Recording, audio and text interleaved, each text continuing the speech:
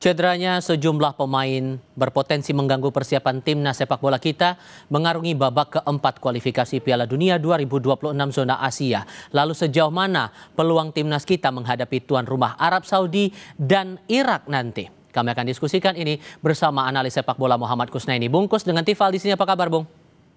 Baik, Tifal. Badai pemain kita cedera, sedikit banyaknya ini akan ada pikiran dari publik, terutama pecinta sepak bola, nih nasib kita bakal gimana?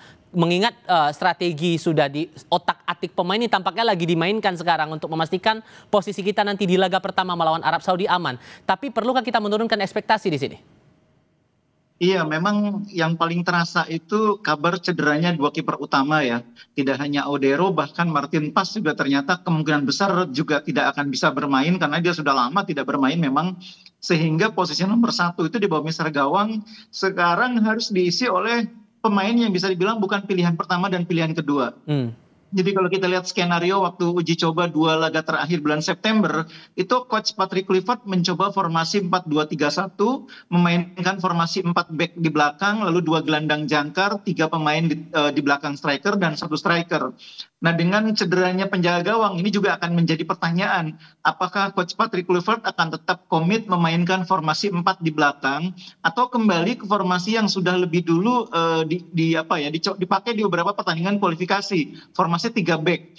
Kalau dugaan saya sih memang ketika uji coba bulan September, Kluivert tuh ingin sekali memainkan formasi 4 back ya, 4-2-3-1 atau 4-3-3.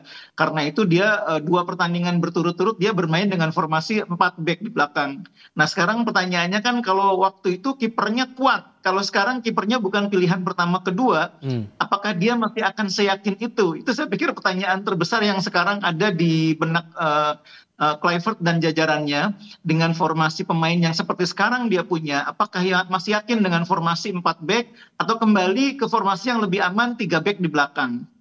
Dan terakhir yang terbaru itu Audero kabar batal, kemudian Kluivert memanggil nama kiper PSM Makassar, Reza Arya Pratama. Sejauh mana Anda menganalisis jam terbang dan pengaruhnya nanti untuk pertahanan timnas kita nanti melawan Arab Saudi terutama? Iya, pemanggilan Reza ini mau tidak mau harus dilakukan karena kita tidak hanya kehilangan satu ya, tapi bahkan 2 sekaligus. Kalau Nadio itu merupakan pilihan otomatis karena dia selama ini memang sering dipanggil sebagai kiper keempat. Dan kalau kita lihat performa Nadio musim ini di Liga, dia juga sangat baik ya. 6 pertandingan itu dia mencatat 26 save, cukup tinggi untuk seorang pemain yang baru bermain 6 kali. Riyandi 30 save tapi sudah 7 pertandingan. Jadi artinya Nadio ini dalam performa yang baik dan mungkin menjadi pesaing ketat bagi Hernando di bawah mister gawang untuk posisi sebagai kiper utama. Nah, kalau Reza mau tidak mau memang harus dipanggil karena kita butuh kiper yang bisa membackup sekiranya Martin Pas betul-betul tidak bisa dimainkan. Dan selama ini Reza memang sudah sering dipanggil oleh timnas senior, sekalipun memang tidak selalu menjadi kiper yang dimainkan, lebih banyak sebagai bagian dari skuad. Tapi kalau membaca alam kebatinan lah dalam tanda kutip, kalau Anda melihatnya Bungkus sampai akhirnya nama Reza Arya Pratama ini yang dipanggil oleh Coach Kluivert untuk menguatkan posisi kita melawan Arab Saudi nanti dikaitkan dengan harmonisasi tim kita, ini akan sejauh mana efeknya kemudian? Karena Reza juga sudah sering dipanggil secara psikologis sebetulnya tidak terlalu banyak masalah ya. Cuma tinggal soal keyakinan. Bagi jajaran pelatih ini kan persoalan kiper tuh soal keyakinan ya. Jadi orang yang biasanya pertama kali dipilih oleh seorang pelatih itu posisi penjaga gawang.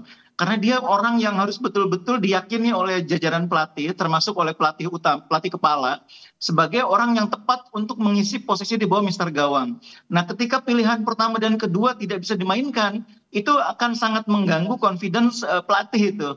Jadi memang ini menjadi situasi yang sangat menguji kualitas kepelatihan Coach Patrick Kluivert, menguji kebersamaan tim dalam keadaan tertekan seperti ini. Mudah-mudahan mereka bisa tetap padu, bisa tetap menunjukkan yang terbaik gitu. Karena ini memang tantangannya sangat berat.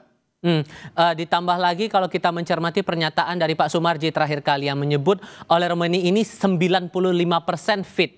Tapi kondisinya kan belum main di klub. Kalau Anda melihat bahwa akan beresiko tidak kalau Ole akan dimainkan dalam melawan Arab Saudi atau ya sebetulnya masih ada peluang untuk bisa diturunkan ke lapangan? Kalau saya lebih melihat dipanggilnya Ole itu untuk menambah kepercayaan diri ya. Karena kita melihat dalam 2 uji coba terakhir, pemain-pemain yang diturunkan di depan itu tidak terlalu meyakinkan performanya. Entah itu Mauro Zylstra, entah itu Ramadan Sananta, atau pemain lain yang dicoba bermain sebagai false nine, itu juga tidak terlalu meyakinkan. Makanya pelatih memanggil Ole dengan harapan pemain lain confidence-nya meningkat, fighting spirit-nya meningkat. Kalau secara jujur dengan situasi dia belum sepenuhnya pulih, dia juga belum pernah bermain di kompetisi, peluang Ole main itu bisa dibilang hanya untuk 30 sampai 45 menit. Hampir hampir sangat sulit mengharapkan dia main 90 menit ya. Kalaupun dipaksakan main 90 menit akan sangat berisiko terhadap cederanya dan klubnya mungkin akan komplain ya karena di klubnya aja belum main. Jadi lebih banyak kehadiran Ole ini untuk menambah rasa percaya diri tim secara keseluruhan, ditambah mungkin sebagai super sub ketika tim betul-betul butuh 30 menit terakhir atau 15 menit terakhir, butuh orang yang diharapkan bisa memecah kebuntuan. Nah, itu mungkin baru Ole dimainkan.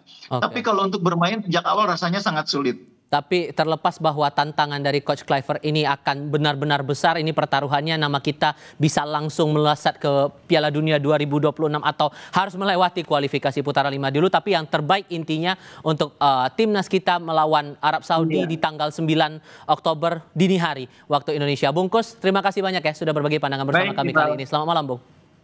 Selamat malam.